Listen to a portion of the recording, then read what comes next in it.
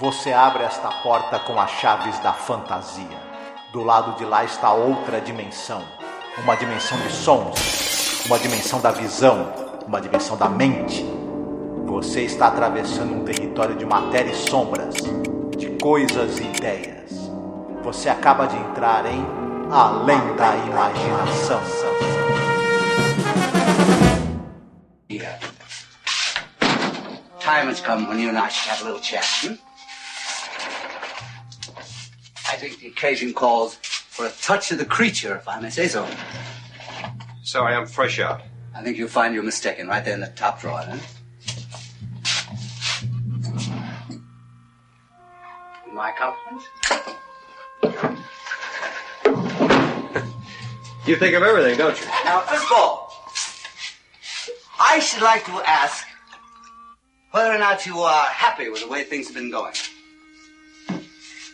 Just what are you leading up to, Mr. Smith? A simple proposition.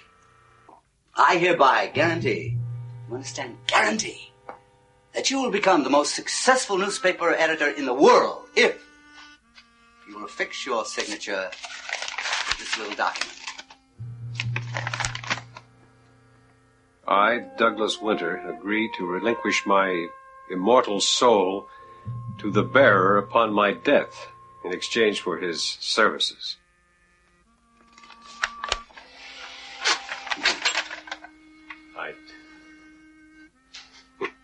What? You're the devil. Oh, Mr. Winter. As a sophisticated, intelligent 20th century man, you know that the devil does not exist. True? True. Olá, ouvinte, seja bem-vindo à Zona do Crepúsculo. Eu sou a Angélica. E eu sou o Marcos.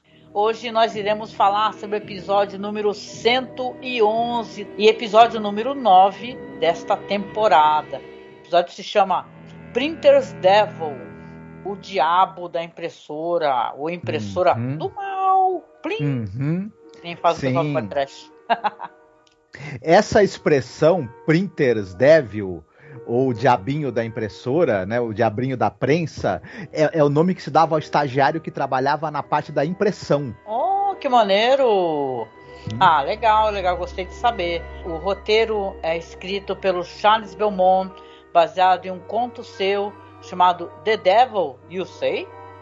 A direção é do Ralph Selansky, primeiro e único episódio dirigido por ele.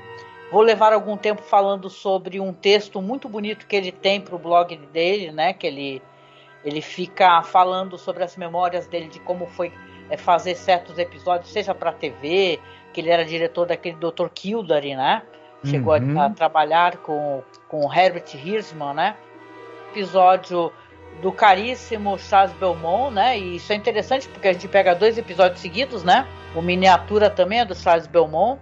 E você vai ter aqui, então, um episódio que vai tratar sobre questão de notícias, né? Da ética jornalística, uma história fáustica, né? Sobre você entregando, vender a alma pro diabo. E tem aqui no elenco, é um elenco muito legal, mas tem o brilhantismo e o fascínio de um Burgess Meredith, né? No episódio de 1 hora, que é muito legal, gente, ter o Burgess Meredith no episódio longo assim, né? Dá pra aproveitar bastante, né? O ator que a gente adora. Sim, é maravilhoso vê-lo mais uma vez na série, fazendo um papel muito marcante, mas a gente vai falar mais sobre isso e sobre um pouquinho da carreira dele também. Certo. Vamos falar um pouquinho, então, sobre algumas questões relacionadas a elenco aqui. O que você preparou para informar os nossos ouvintes? Bom, o grande destaque do elenco, claro, é o Burgess Meredith, né? E evidentemente todo mundo se lembra dele, que ele era o treinador do Rocky Balboa e o pinguim da série do Batman, para começar a brincadeira, né? Mas ele tem uma longuíssima carreira aí no cinema e também na televisão. Sim. E nós já falamos da carreira dele em outras oportunidades em que citamos, né, filmes importantes dele, séries de TV da qual ele participou. Eu acho que eu não cheguei a citar que ele teve, por exemplo, um papel fixo numa série dos anos 70 chamada Controle Remoto, que era sobre uma hipertecnológica para a época, né, agência de segurança, né? Enfim, mas eu acho que o que a gente pode destacar especificamente aqui é esse episódio. Ele é mais uma demonstração da versatilidade desse cara. A gente viu em Além da Imaginação ele ser um bibliotecário meio nerd, viciado em leitura, totalmente alheio à realidade à volta dele. Time enough at last. Isto. A gente viu ele interpretar um homem que é dotado de uma grande fortaleza moral e de uma grande coragem no The Obsolete Man. E agora vemos ele interpretar um personagem manipulador, grosseiro, que pratica assédio sexual e cínico. E nessas 3 oportunidades, que são os 3 papéis, acho que mais marcantes dele na série, ele retrata à perfeição esses 3 personagens muito diferentes. Ele tem 3 caracterizações corporais, de voz, de trejeitos, de olhar absolutamente diferentes. A gente só reconhece que é o mesmo cara porque a cara dele não muda, né? Ele era ou melhor, muda bastante. Isso. Muda assim no sentido de atuação, né? Como ele era uma pessoa com aquela característica, ele era magrinho, pequenininho, ele se valia, na verdade, do grande talento dele para a caracterização de voz, gestos e, enfim, um ator excepcional. Não é à toa que era um dos preferidos do Rod Serling para a série, né? Enfim. Muita gente, né? E eu colocaria, inclusive, aqui aquela coisa do homem, que é um episódio de humor, né? O Mr. Dingle the Strong, né? Que ele faz uma pessoa patética, né? Que acaba tendo fama devido a uma força que ele consegue através de num poder alienígena, né? Que é colocado nele. O Burgess Meredith, ele é maravilhoso. Se você tá aqui nesse podcast, aqui já no 111 com a gente, poxa, dá uma voltadinha lá atrás. A gente, na primeira temporada, a gente falou, óbvio, né, do Time Enough at Last, que é o Tempo Suficiente Afinal. Que é um episódio lindo, a edição tá linda. Eu começo o episódio com ele falando e depois eu boto Pink Floyd, sabe? Então fica muito legal, muito imersivo. As pessoas elogiam muito a edição desse podcast e, é claro, a gente está muito bem acompanhado pelo nosso amigo Fábio Fernandes, que é um escritor, é um tradutor maravilhoso, que é o tradutor aqui no Brasil do Neuromancer. Então a gente está fazendo um programa maravilhoso, então recomendo vocês irem lá, quem não escutou ainda, tá? E é isso, gente, realmente, você falar do Burgess Meredith é uma coisa maravilhosa, que ele, é claro, ele carrega, né, por mais que a gente possa elogiar os atores aqui, né, a direção, né, o que se faz ser uma boa direção, eu acho que a direção tá ótima nesse episódio, mas você sente que os teus olhos ficam focando no Burgess Meredith o tempo todo, né, ele carrega o episódio nas costas, isso é muito legal. Ele, em outras oportunidades, no cinema mesmo, ele interpretou, se não o demônio, as seclas do demônio, né? Tem naquela antologia que a gente gosta muito, que essas antologias que a gente volta e meia recomendava, ele faz um demônio também. É o Torture Garden, que é escrito pelo Robert Bloch, que é baseado nos contos dele mesmo, então, que é da Amicus. Gente, é muito legal. Você procura porque tem o Burgess Meredith dessa antologia. A gente é maior fã de antologia, que a gente tem, acho que vários episódios, né, Marcos? Falando de antologias de horror. Sim. Ele, no Brasil, tinha aquela série Korg, 70 mil anos antes de Cristo, que era uma série que enfocava o dia a dia de uma família de neandertais. Uma série muito interessante. Aqui no Brasil, claro, nós não tivemos essa oportunidade porque ela era dublada, mas ele era o narrador dessa série também, que é uma série que eu gosto muito, eu acho uma série interessantíssima, e a narração dele é muito boa, para quem tiver a curiosidade de escutar no original. Sim, não, e colocando só para ter um gostinho para quem gosta desse ator que nem a gente, porque você falou justo, ele é muito reconhecido porque ele participava daqueles filmes lá do Stallone Rock, né? Mas ele é muito mais do que isso, ele sempre foi, né? Ele era um grande ator para interpretar personagens de filmes de terror. Tem, por exemplo, um filme chamado Burnt Offerings, que é um filme de Casa Mal Assombrada, de 76, né? De um romance de 73. Outro filme também que vale muito a pena a gente recomendar é The Sentinel, que é um filme terrível, né, assustador, e ele faz um papel também nesse filme. É Sentinela dos Malditos aqui no Brasil, né, Marcos? Se eu não me engano. Uhum. Exatamente. O Burgess Meredith não tinha nenhum medo de estar em produções ligadas à fantasia, ao horror e a filmes B também. Ele tava por lá, né? Pô, pra quem interpretou o Coringa e era engraçadíssimo, né? Uhum. Aqui tem essa TV, aqui na TV do Litoral, não sei o que lá, e passa essa série, né, do Batman antiga, e é hilária a participação dele, né? Claro que ele dá um acréscimo assim ao personagem, fica muito divertido, mas que é engraçado e bizarro né? Que, porra, essa série clássica do Batman é muito engraçada. Sim, sim. E ele também tem um papel muito marcante, né? Enfim.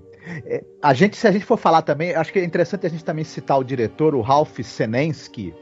Ele é um cara que, quando ele dirigiu episódios de Além da Imaginação, esse episódio, ele era um cara novo na direção. Ele tinha trabalhado como assistente de direção já em séries, mas ele estava meio que tendo as primeiras participações dele dirigindo episódios na televisão. E eu achei interessante porque esse episódio, ele é muito bem conduzido. Sim. E a gente vai até falar sobre isso. Depois, ele fez bonito, né, nesse episódio de Além da Imaginação, e aí ele continuou, ele dirigiu muitos episódios daquela série FBI, dirigiu 6 episódios da série clássica de Star Trek, episódios inclusive muito bons. Enfim, ele teve uma carreira aí bastante importante depois na televisão. Sim. É muito lembrado. Não, e ele participava daquela série, como eu falei, Dr. Kildare, que quem era o showrunner é esse mesmo cara, o Herbert Hirschman, né? E tem uma coisa assim, que como ele era um novato, como você mesmo falou, o Herbert Hirschman sempre quis chamar ele, né? Só que quando o Rod Serling soube que era um cara novato, e o Rod Serling né, notório por ser muito preciosista, né? De querer diretores muito tarimbados, atores tarimbados, a primeira vez que ele foi chamado, que não foi para esse episódio, o Rod Serling inclusive negou. Falou assim, não sei o quê. Só que depois o Herbert Hirschman insistiu e acabou conseguindo colocá-lo, né, e tal. Ele acabou tendo umas diferenças, inclusive com George T. Clemens. Depois eu vou mencionar isso daí. Ele tem uma diferença de conceito, né, questão de fotografia. Ele queria colocar uma visão dele, né. De qualquer maneira, ele ficou muito fascinado, né. Ele fala com muito apreço e muito afeto do Burgess Meredith. Claro que, né, que é um ator fascinante, era uma pessoa fascinante, e ele teve a oportunidade de ver esse ator desenvolver, como é que era ele trocando de figurino e trocando de personalidade. Isso deve ter sido muito curioso, no mínimo, né? Olha, ele é uma pena, a gente chega a ficar muito triste por ele ter dirigido apenas um episódio, né, nessa temporada e aqui na série, porque, ele tem umas coisas que ele usa sobreposição muito inteligentes aqui, né? E você fica até impressionado. Eu lembro que eu falei pra você, olha que ousado, né? E tal, em uma outra cena lá. Então é bem interessante esse episódio, que é um episódio, como você colocou, que são coisas assim que a série era ousada. Por exemplo, você tem a questão do assédio, né? Porque você visivelmente vê que esse personagem do Burgess Meredith, ele assedia, né, uma mulher, né? Então e a questão de uma relação sem que essa relação seja uma relação tipo de namorado, de esposa e marido, né? A gente vai comentar, mas é curioso, né, Marcos? Exatamente. Outro pessoa que a gente poderia citar do elenco, você tem o Robert Sterling. Ele é um cara que ele começou fazendo pontas e participações menores no cinema nos anos 30 e 40. Aí, já nos anos 50, ele vai participando dos dramas televisionados, demonstra um grande talento para atuação, se dá bem, né? E começa a participar de várias séries. Como era muito comum na época, o cara participava de tudo que é série possível, imaginável, mas vale a pena citar que nos 2 anos anteriores à participação dele nesse episódio, ele teve um papel fixo na série Ichabod and Me, que era uma série que falava de uma pequena cidade na Nova Inglaterra, em que o antigo editor de um jornal e o novo editor do jornal precisavam trabalhar juntos para manter o jornal funcionando, vivo. E ele fazia exatamente um editor de jornal, né? Então, provavelmente, como essa série foi sucesso, e ele era um ator que estava se destacando pelas participações dele na televisão, até conseguir finalmente ter um personagem fixo numa série, claro que isso chamou a atenção do pessoal da Cayuga e chamaram ele para esse papel por conta disso também. E eu achei a atuação dele bem bacana. Eu acho que ele é uma pessoa que... O personagem dele tá num processo de uma longa carga de estresse. E o tempo todo ele consegue transmitir isso, né? Na atuação dele, meio agitada, nervosa. Então eu gostei bastante da atuação dele, do Sterling. Não, eu gostei também. Né? Tinha uma curiosidade que ele trocou de nome, né? Porque o nome dele oficial parecia com o nome de um ator de cinema mudo muito famoso, né? E ele acabou trocando o nome dele por causa disso. É William S. Hart, né? E tal, que era um ator de cinema mudo, e ele acabou trocando para Robert Sterling devido a isso. Sim, exatamente. A gente pode destacar também a personagem da Jack Benson, que é a namorada dele, né? E também trabalha no jornal que é retratado na série. E ela é vivida pela Pat Crowley, que é uma atriz também que teve uma longa carreira, trabalhou em tudo que é série que você possa imaginar. Ela também trabalhou nos teatros televisionados, nos dramas televisionados, e ela teve depois personagens fixos em algumas novelas da TV americana também, né? E também uma atriz bastante assim, um rosto muito presente na TV americana. Eu admito para você que algumas das coisas em que ela teve participações mais longas e mais destacadas, são séries que eu não vi, e novelas, né, americanas, quando passava na TV eu também não via, né? Mas eu sei que ela teve papel fixo na novela Dinastia, por exemplo, e na novela Gerações, que foram novelas que ficaram um certo tempo aí na TV americana com sucesso. Além de... Ela aparece em um dos episódios daquele General Hospital, que era aquela famosíssima série sobre hospital, né? Que ela retratava o dia a dia de um hospital, série que foi muito longeva na TV americana. Ela aparece em um episódio. Depois, quando eles fizeram um spin-off sobre os residentes, o personagem dela volta nesse spin-off e ela fica durante, assim, mais de 200 episódios da série, né? Do spin-off. Tava pagando as contas, né? Tava pagando as contas, né? Enfim, uma excelente atriz. Eu acho que ela também tem um papel importante aqui, e nesse episódio a atuação dela tem uma progressão ao longo do episódio, no qual ela vai demonstrando o talento que ela tinha também como atriz. É verdade. Ela tá viva, diga-se passagem. Tá viva? Ah, tá. Melhor ainda, né? Aí eu queria destacar também, aparece um ator que é o dono do jornal concorrente, né? Que é o Ray Teal. O pessoal vai lembrar desse ator, provavelmente, embora ele tenha uma participação bem pequenininha, ele aparece 2 vezes aí, ou 3 no máximo durante o episódio. Ele é o cara do sindicato, né, do grande jornal que vai para a cidade e tá levando o jornal do nosso personagem principal aí do episódio à falência.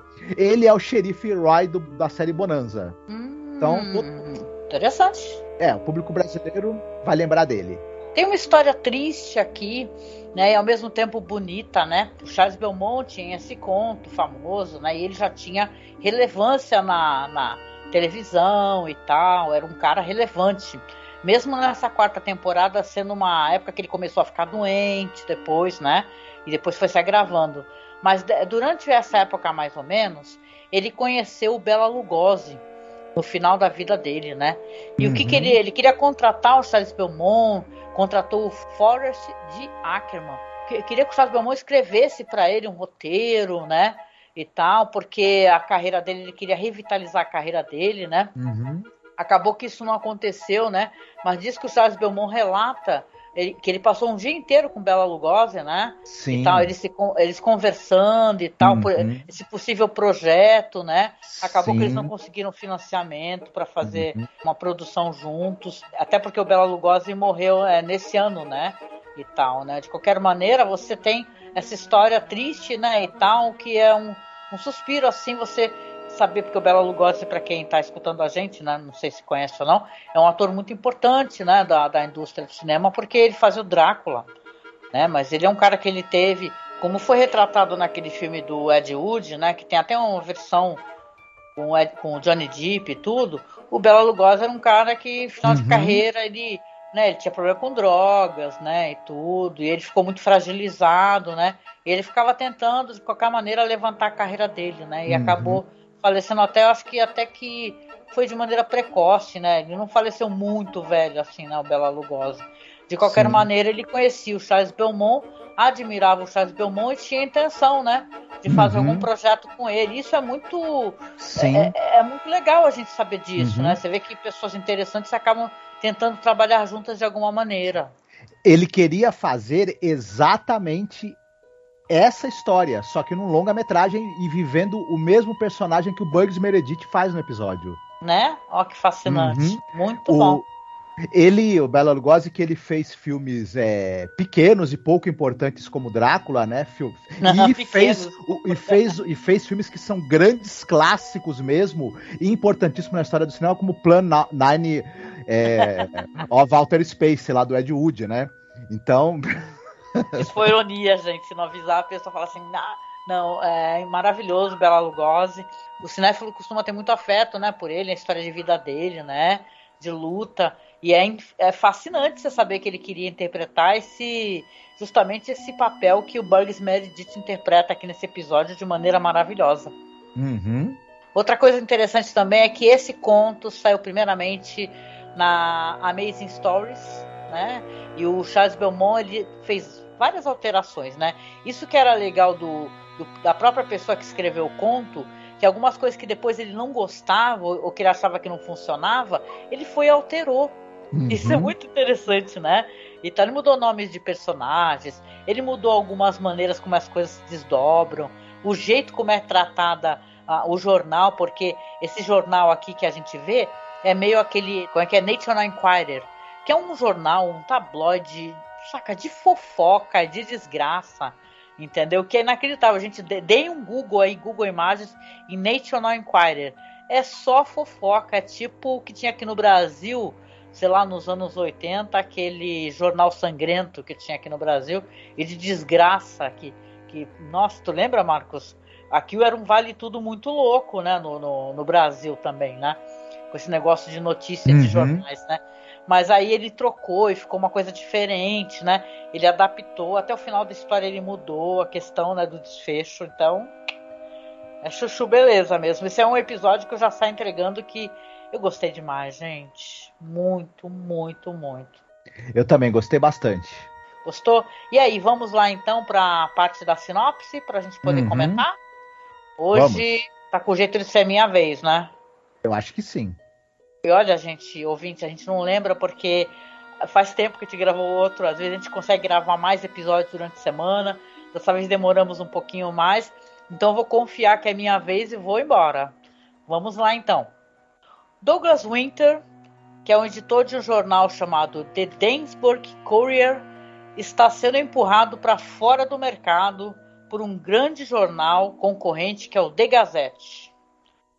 E o Douglas, ele é um chefe muito gentil, acolhedor, porém ele está quase sem equipe, né? E numa dessas noites, que é assim que começa o episódio, o operador de linotipo, é o que como está escrito aqui na sinopse, eu não sabia nem que o nome era disso, dessa máquina estranhíssima e curiosa. O operador se demite. Ele fala que não está sendo mais pago, já faz mais de um mês que ele não está recebendo, ele precisa ir embora. Inclusive a personagem, que é a namorada, né, apesar de não tratá-la ou não anunciá-la como namorada, que trabalha com eles também, fica brava com ele, fala, nossa, por que você vai abandonar? Esse é um ótimo patrão, por que você ainda quer receber ainda por cima, né? Acho hilário esses diálogos do começo, assim, que eu falei, nossa, não, falei... Então, de qualquer maneira, ele fica desesperado. O que ele resolve fazer? Né? Ele fala para ele ir para casa e tudo, começa a beber, vai para uma ponte e dá a entender que ele está pensando em cometer um suicídio. Porém, ele vai ser abordado por um homem estranho, simpático, que se autodenomina o Sr. Smith. E ele fala que ele veio para a cidade na esperança, na verdade, de fazer uma coisa nova e tal. Começa a conversar ali com o Douglas e resolve, né, ir para um bar com ele beber e pergunta para ele se ele não quer aceitá-lo como operador dessa máquina, né? Fala assim, olha, eu sou um ótimo repórter, tenho um faro para notícia, sei operar maravilhosamente essa máquina aí, então você não quer me contratar? Aí o Douglas, que é chamado de Doug, né? Fala assim, eu não tenho como te pagar, eu tô falindo, poxa, né? E tal, como é que você vai fazer isso tudo? Ele fala, não, eu confio em você, né? Inclusive o Sr. Smith, ele oferece até dinheiro, né? Porque o Douglas, ele tá devendo para Deus e o mundo. Os boletos são todos se juntando lá, ninguém pagou e ele não tá conseguindo nem sequer pendurar a conta do boteco. Então ele está numa situação terrível, mas aparece esse milagroso Sr. Smith, que lhe empresta praticamente $5.000. E daí então nós vamos ter uma história onde a vida do Douglas vai começar a dar certo, não é verdade? Porque o Sr. Smith, ele tem um faro muito peculiar, ele consegue saber que as notícias vão acontecer praticamente antes delas acontecerem. Ou seja, o Douglas, ele vai ter furos no jornal dele o tempo todo. Vai furar todo mundo, inclusive levar abaixo The Gazette. E eu deixo aqui, então, nesse ponto, né, a história para a gente conversar, saber o que você acha e a gente fazer algumas comparações, de repente, das nossas opiniões do episódio. Pois é, eu gostei muito do episódio. A gente citou que o diretor, ele era um cara de pouca experiência, né? E eu achei que interessante que esse episódio ele tem um ritmo absolutamente seguro. O tom dele é muito preciso quando tem alguma coisa para ser. Ele mistura o humor com essa coisa de uma sugestão de terror sobrenatural de maneira muito precisa, muito bem feita. Ele usa boas metáforas visuais e recursos. Tem um determinado momento do episódio em que o Mr. Smith, né, o Burgess Meredith, quando ele vai redigir uma notícia que envolve uma tragédia e tudo, você começa a escutar o barulho de uma sirene. Uhum. E isso evoca pra gente a ideia de que talvez ele ali digitando, ele tá provocando que aquilo aconteça. Mais pra frente, você começa, quando ele tá digitando, a ver imagens dos acidentes acontecendo e das tragédias acontecendo. Sim. Enfim, e isso é feito de uma maneira muito bem interessante. Ele primeiro usa o som para introduzir essa ideia na gente, depois vai usando imagens. Então tem uma progressão aí muito bem colocada. O próprio personagem do Burgess Meredith, ele primeiro se apresenta como uma pessoa solícita, simpática e até mesmo excêntrica, e aos poucos ele vai revelando primeiro o caráter insidioso dele, a maneira como ele está manipulando de maneira as expectativas e os desejos ali do personagem do Douglas, né? Do Douglas Winter, e depois ele vai introduzindo, isso é uma coisa brilhante do roteiro e do ator, mas que também é evidenciada pela direção. Ele vai introduzindo e mostrando aos poucos o fato de que ele, além de tudo, tem maneiras grosseiras, em que ele é abusivo de diversas formas, inclusive assediando, né, a personagem da Jack. E toda essa progressão da gente vendo a maldade dele, do que ele é capaz, é feita de maneira muito segura e com a cadência muito perfeita. E isso permite, claro, né, com toda essa competência em conduzir a história, faz com que as atuações também brilhem, né, sobretudo a do Burgess Meredith, na minha opinião. Sim. E a relação, né, do Douglas, o personagem Douglas, com a namorada dele, ela é uma relação que é até triste, né, porque eu comentava contigo enquanto a gente assistia, falava assim, poxa, o que ela é dele, né, ele não dá a entender, né, parece que é alguém que trabalha lá, a princípio, né? Ela começa com aquele negócio, com aquele discurso dela de tô vestindo a camisa da empresa, né? Por que você vai, quando o cara tá se demitindo, o operador, né, desse maquinário, fala assim, por que você quer se demitir? Se ele é um ótimo patrão, o melhor patrão que você já trabalhou, né, e tal. E você fica até falar, porra, meu, mó pai essa mulher. Mas aí depois você vai ficando até apiedado dela, porque parece que ele tem essa relação com ela e ele não faz a menor questão de assumir, né? E ele fala isso claramente pra ela, inclusive, né? Quase chegando pro final, assim, que ela fala, o que eu sou sua? Eu não sou sua esposa, eu não sou sua namorada. Aí ele, e daí? Ele fala algo assim, tipo, e daí, né? Qual a diferença? Né? Ele não se importa, ele não dá nenhum status pra ela. Mas, assim, essa questão realmente do assédio, do abuso, que o personagem do Sr. Smith, obviamente, vamos entregar aqui, porque isso é interessante, é o demônio. Né? O demônio que aparece na vida dele, prometendo pra ele sucesso. Né? E é importante a gente falar nisso, porque o diretor... E, gente, é muito foda esse diretor, é muito bonito o texto no blog dele, o Ralph Senensky. Ele escreve que ele tinha uma outra visão da aparição do Burgess Meredith. Ele falou que ele queria essa ponte que eles gravaram essa cena, que é uma cena pequena, até mais uma ponte que é mostrada de baixo para cima, né? E você tem ali o cara com o carro parado, e ele queria que ele, com o carro parado, mostrasse o Burgess Meredith vindo de costas, assim, com as lanternas do carro acesas, até mostrar o rosto do Burgess Meredith. Aqui fizeram diferente, né? Ele meio que ele sai assim, aí começa a aparecer uma névoa, né? Como se fosse uma fumaça, e ele tá sempre com aquele charuto na boca, né? Fumando e fumando, né? Ele parece uma Maria Fumaça. E de qualquer maneira, você tem a visão que ele queria colocar, que ele não conseguiu, né? Que ele teve alguma divergência ali com o George T. Clemens, né? Que queria uma coisa. Tem a questão até do ambiente, como o ambiente era pintado, porque o ambiente não podia ser pintado de preto, tinha que ser pintado de verde. Mesmo a fotografia sendo em preto e branco, dá diferença, né? Então tem várias coisas assim curiosas para quem quer saber como é que foi isso, como é que foi essa produção pelos olhos, que na época era um jovem diretor, né? E ele falando como é que era, é bem legal, vou deixar linkado aqui na publicação para vocês. E assim, gente, é um episódio que você vai ter essas sobreposições que eu acho muito interessante. O Marco já falou da questão dos efeitos sonoros, né? E também tem umas sobreposições. Tem um momento quando eles começam a ligar, porque assim, quando eles têm um furo jornalístico, o Sr. Smith, que também é operador dessa máquina de... uma espécie de datilógrafo, né? Uma máquina de tipos, né? Curiosíssimo, eu nunca tinha visto. E o Burgess Meredith faz isso daí com uma classe e uma rapidez inacreditáveis.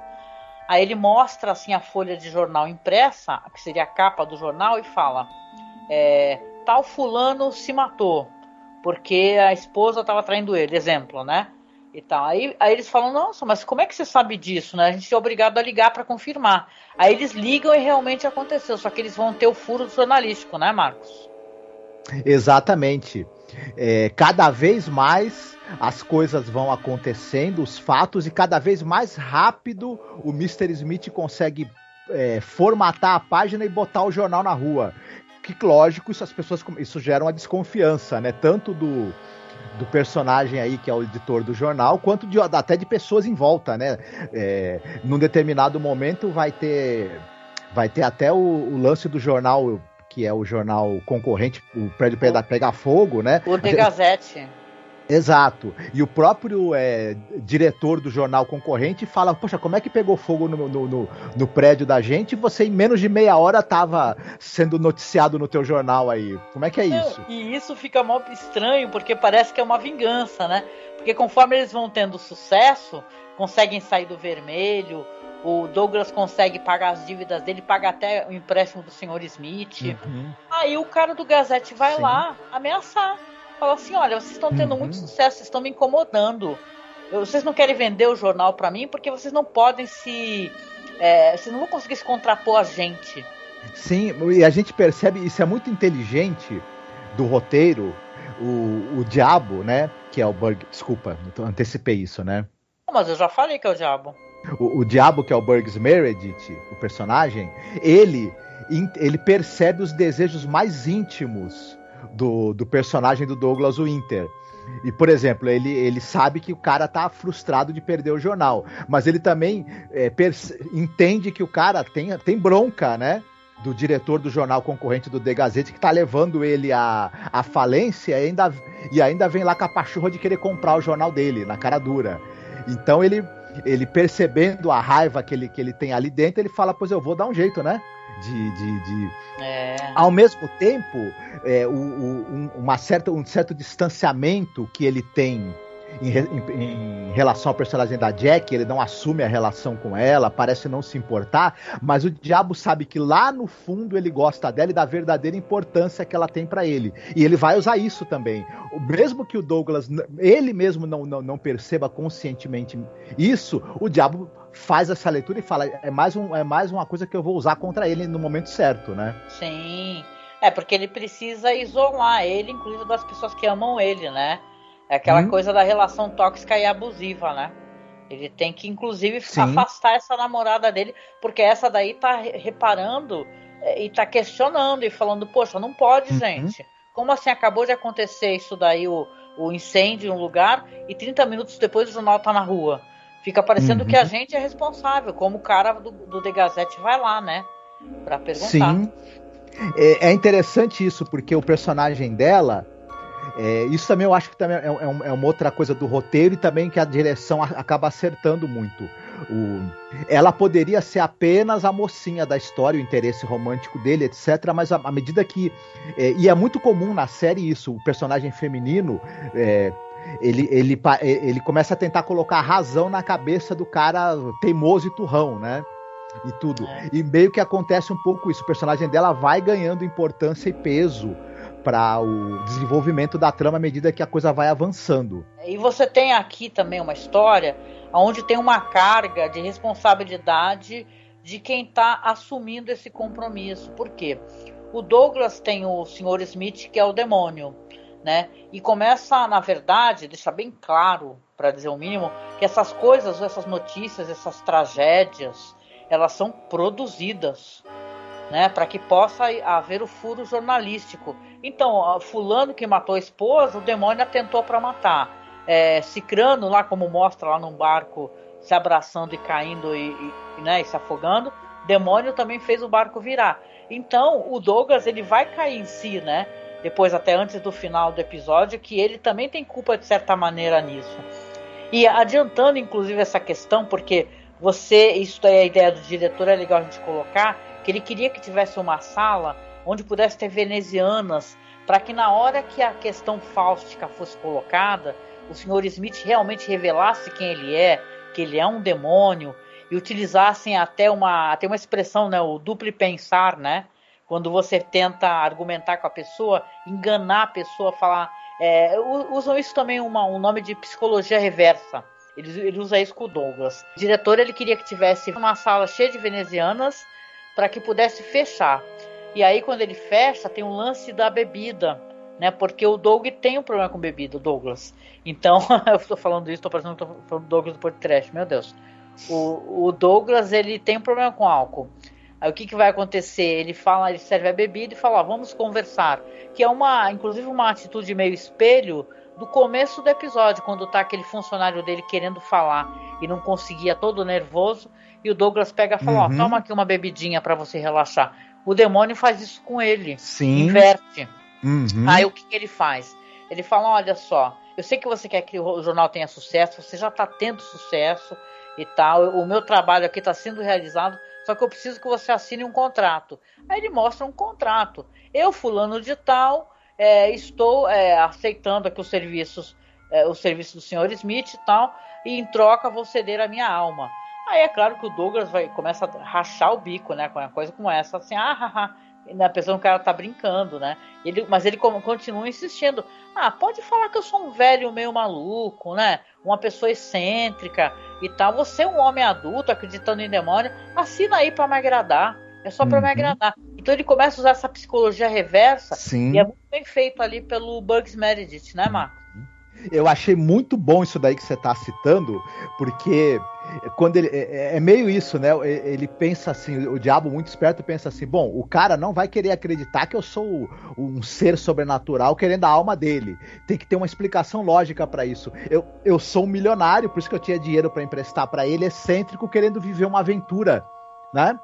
E ele fornece pro cara, né, como você mesma falou, a psicologia reversa, a própria racionalização pro que tá acontecendo. Isso é muito bom, muito esperto do roteiro e muito bem feito pelo Bugs Meredith. Tem uma coisa muito boa das situações espelho, essa coisa de um oferecer bebida pro outro, como você mesma falou, ele oferecer bebida pro funcionário para introduzir uma conversa difícil e depois o próprio personagem do Sr. Smith fazer isso com ele.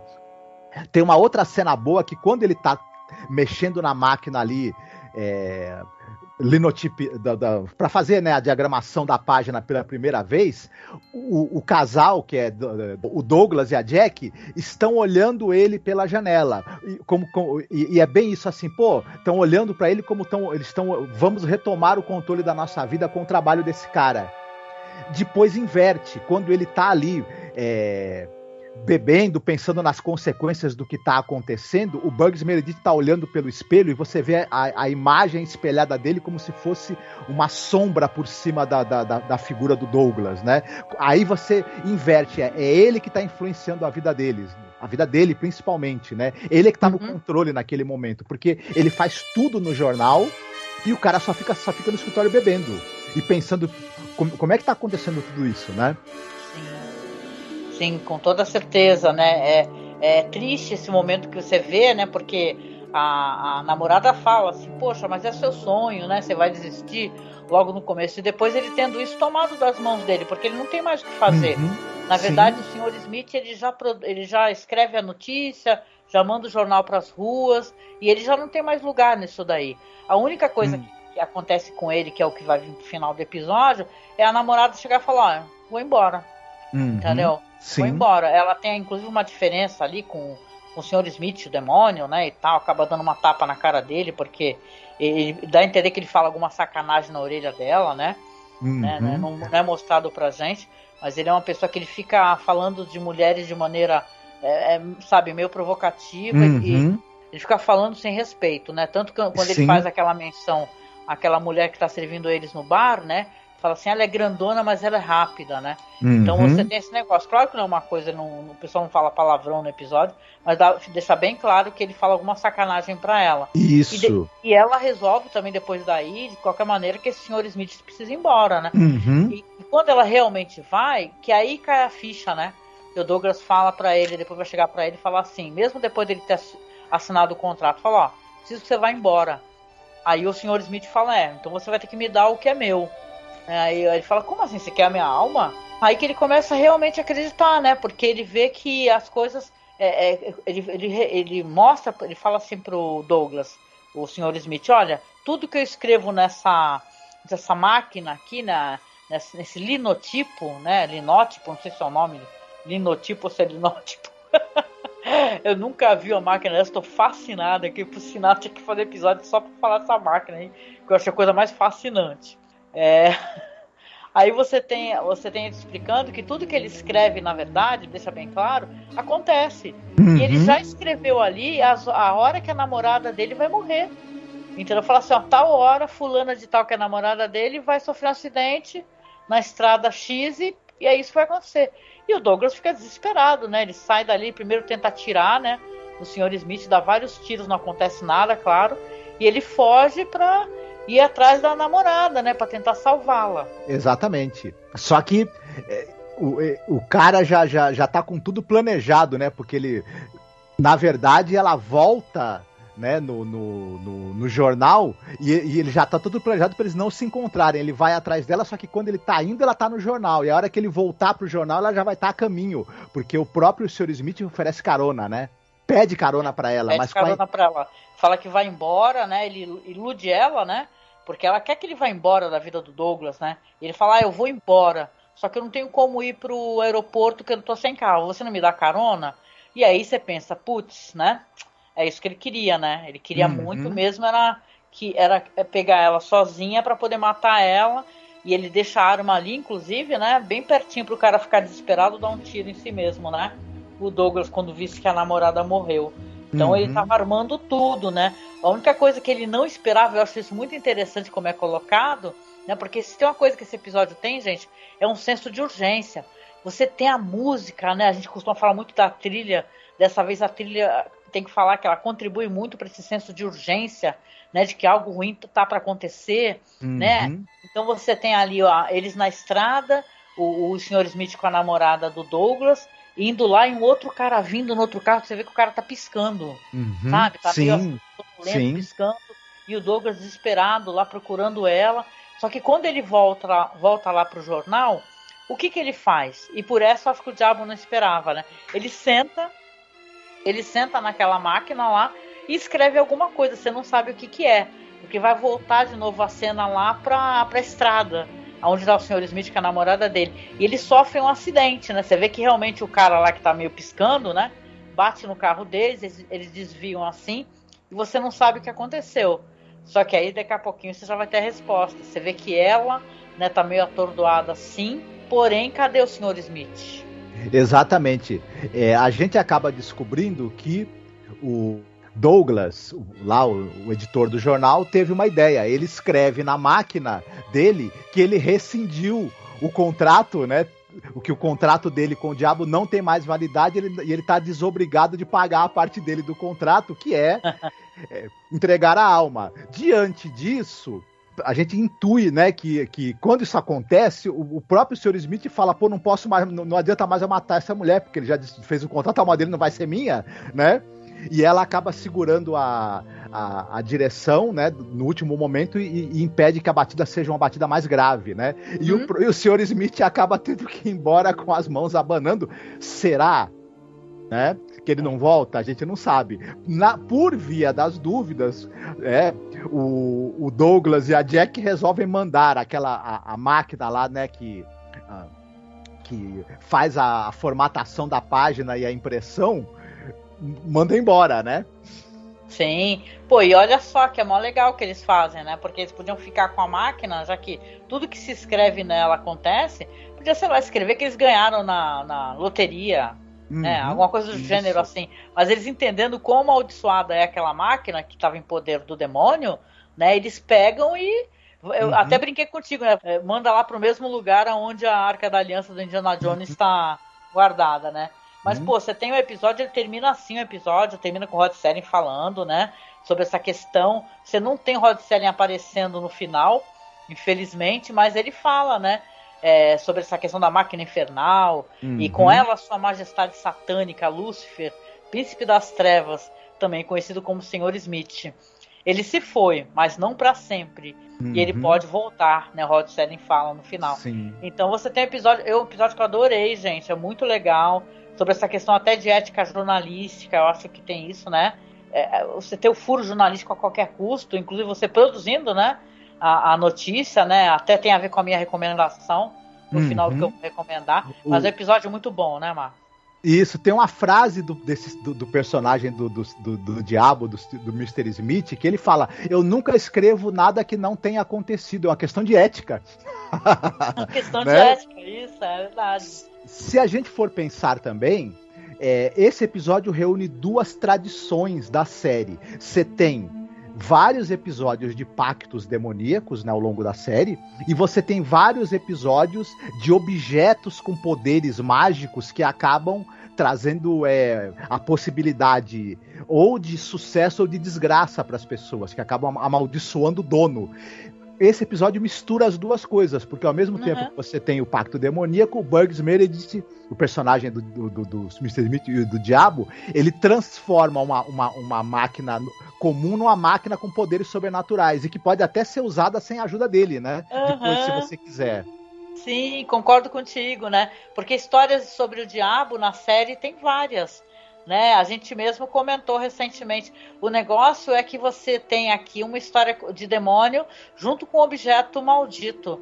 Você tem na primeira temporada tem o Escape Clause, lembra? Do sim. Cara que ele vive doente, aí ele faz com o diabo ali um contrato, né? E ele vai ficar imortal, né? E é muito interessante esse episódio. Tem o The Howling Man, que é muito famoso, adoro esse episódio. Né? O The Howling Man, que é o cara que ele vai parar num castelo, uma espécie de monastério, onde tem um homem gritando, né? E pedindo para ser solto, esse homem é o demônio. Então é muito legal, assim, né? Esse episódio que tem um diferencial, na minha opinião. Uhum. Não sei se é o meu episódio favorito do Bugs Meredith, claro, porque, porra, você tem The Obsolete Man, que é de chorar, é lindo o episódio. O Time Enough at Last, que é um episódio maravilhoso. E, sabe, vale a pena, de qualquer maneira. Depois do Jack Klugman, eu acho que o Bugs Meredith é um dos atores mais fascinantes, né, da série, com certeza. Sim, e aí a gente tem, e é interessante a gente notar nesse episódio, que agora a gente já teve vários episódios em sequência que não são prejudicados pelo tempo de duração de 1 hora. A série já está adaptada e conseguindo que a narrativa flua. Pode ser um episódio melhor ou pior, por conta da temática e do tratamento, mas eles estão com um ritmo que se adequa bem à metragem, né? Diferente do início ali que a gente via que eles estavam meio patinando ali para preencher aqueles 50 minutos, né? Não, isso tem a ver até com os comentários que as pessoas fazem em relação a Charles Belmont, que a gente reproduziu aqui no nosso podcast. Por quê? Porque o Charles Belmont ele é famoso por ser uma pessoa que tem histórias que elas funcionam até melhor em episódios com metragem maior. Você tem, assim, o sabor, né, em Eled, de uma história fascinante com astronautas, mas você vai saber do conto. O conto é muito profundo e tem questões até perturbadoras em Eled. Agora você tem os episódios dele que ele tem mais tempo para trabalhar os roteiros, né? Ele tem como explorar melhor as histórias, né? Então isso é legal. Ele não gostava muito do plot twist, essa coisa de uma história que ela tem um plot twist, uma virada ali, né, uma surpresa, enfim. Ele não era a maneira que ele gostava de trabalhar uma história. Ele preferia ter mais tempo para desenvolver e não ser obrigado a fazer um plot twist em algum momento da história, né? E embora ele fazia bem quando precisava, né? As histórias dele do Além da Imaginação, que tem plot twists, todas elas funcionam direitinho, né? Mas não era a preferência dele usar esse recurso, né? Sim. E é isso, né? A gente até vem se prolongando, que a gente se animou, né? Mas vamos lá para a parte de recomendações. O que você tem para recomendar para a gente hoje, Marcos? Eu gostaria de recomendar 2 filmes.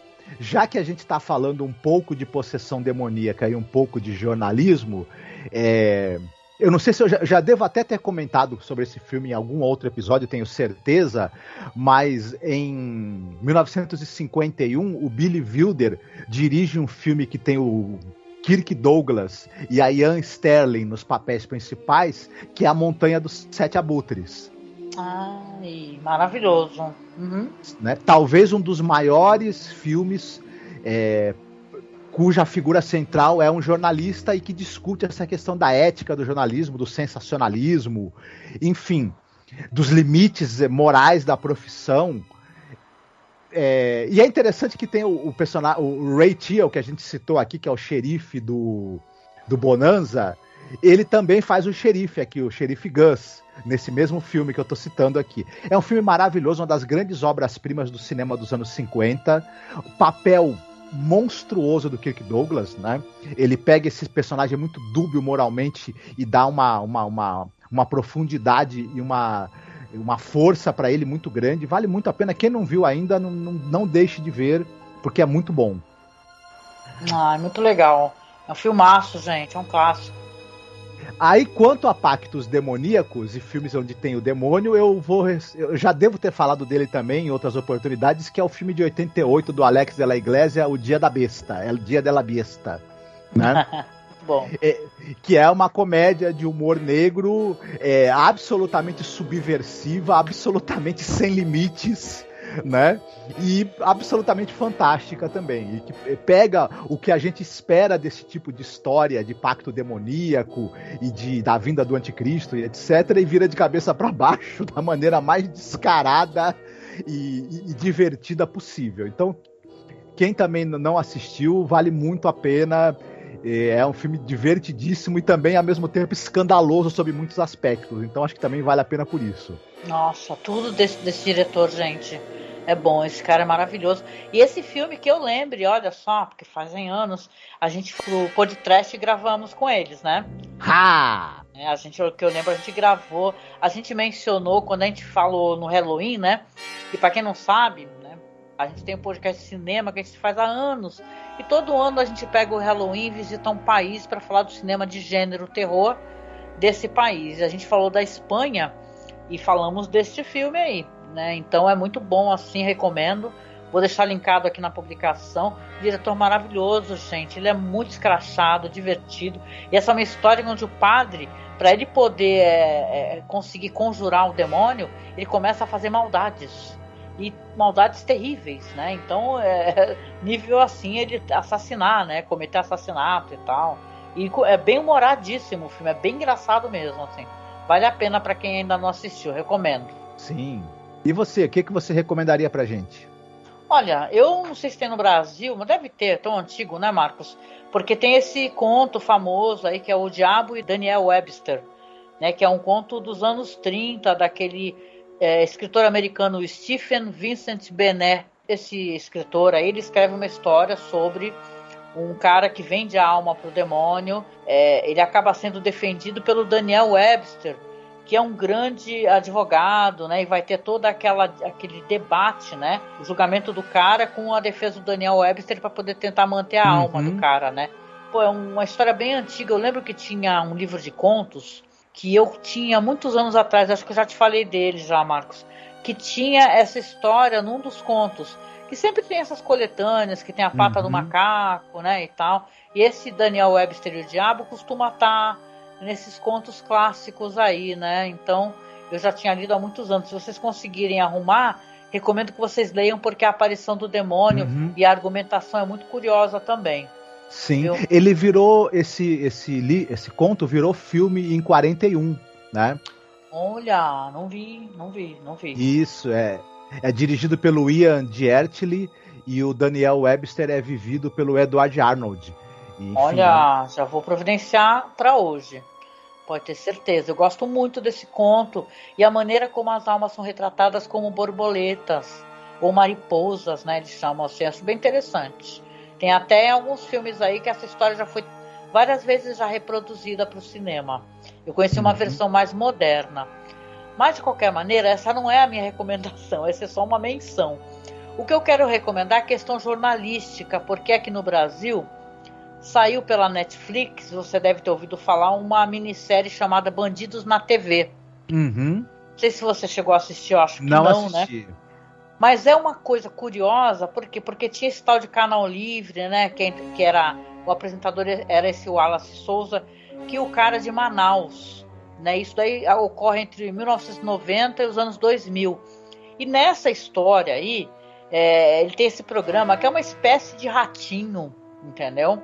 É uma espécie de ratinho e ele dava uns furos jornalísticos, né? E começa depois a ele a ser, inclusive, denunciado, né? Não sei, a série eu acho que deixa isso meio aberto, inclusive, que ele fazia que os crimes acontecessem para que ele pudesse mostrar, né, no programa dele. É uma história, assim, é tudo muito dúbio, é uma série feita toda de relatos, de depoimentos, mas é uma história sobre ascensão, queda, fala muito sobre a questão que hoje em dia e é um estrago no Brasil desses programas policialescos, né, que você tem um Datena da vida, aliás, gente, olho aberto, porque esse safado desse Datena parece que vai concorrer a governador ou senador, né? Essa espécie de pessoa tinha que ser ejetada, né, da sociedade e mais ainda da política. Perdão, mas eu tenho que fazer o cara que está aí fazendo estrago no Brasil com um programa policialesco horroroso, né? Que só traz aquela coisa do justiçamento e do ódio do povo, né? Então você tem esse Wallace que ele foi denunciado, né? Porque diz que os repórteres deles recebia denúncia, acabava chegando rapidamente demais nos locais, questão de gente queimada, sabe? Uma coisa bem sinistra, né? Pessoa recém-baleada, coisa que era em Matagal, que não tinha como o repórter estar lá tão rápido, né? Mas eu tô falando isso de cabeça, porque faz um tremendo tempo que eu assisti, né? Mas eu lembro que na época eu até comentei contigo, né? Que me trouxe muita angústia essa minissérie, né? Depois o cara se torna deputado, aí ele vai ter uma relação muito próxima, para dizer, né, o mínimo, muito promíscua com traficantes, criminosos, né? E o cara já faleceu, inclusive, né, esse cara aí. Faleceu aqui em São Paulo, inclusive na Liberdade, naquele hospital que tem na Liberdade, lá, que a gente até recentemente a gente teve na Liberdade, recordei isso, né, que tem isso na série. Então uma série assim, que essa questão jornalística, e até mostra uma questão muito curiosa, assim, gente, porque nessa época aí, nessa região, tinha a tal da Família do Norte, que é uma questão de bandidagem, assim, absolutamente assustadora. Tem aquele caso lá da prisão, onde o pessoal degolava um aos outros, jogava as cabeças e tal. Então é uma série que ela mostra até que essa questão toda, que acabou virando uma divulgação mundial desse caso, né, acabou abafando outras coisas que o Brasil não botava o olho, entendeu? Por essa questão da bandidagem e do crescimento dessa milícia, que é a Família do Norte, né? Então é interessantíssima. Não sei se vocês já assistiram. A série meio que deixa em aberto assim, o que você acha de certas situações, né? Porque eu acho que na vida real não tem isso de você cravar, né? A não ser que tenha provas, e sejam provas, né? Não tenha como contestar, né? Mas é uma minissérie interessantíssima, gente.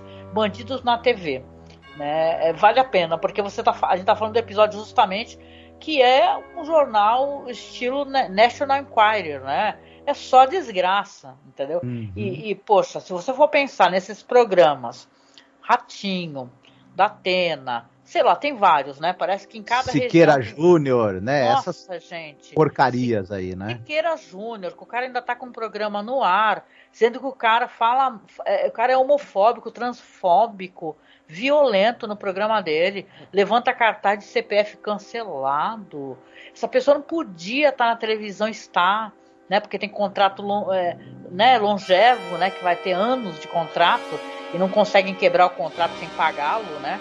Uma desgraça esse Siqueira Júnior, né? Não vou nem falar de questões que já são óbvias para vocês, que vocês sabem pra gente o quanto a gente não suporta e torce pro final desse governo Bolsonaro, governo criminoso, né?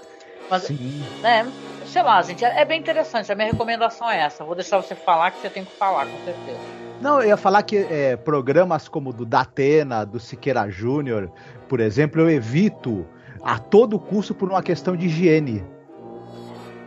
Pois é, mas assim, eu até entendo. Meu pai, quando ele estava vivo, né? Meu pai já faleceu já fazem 6 anos, olha só.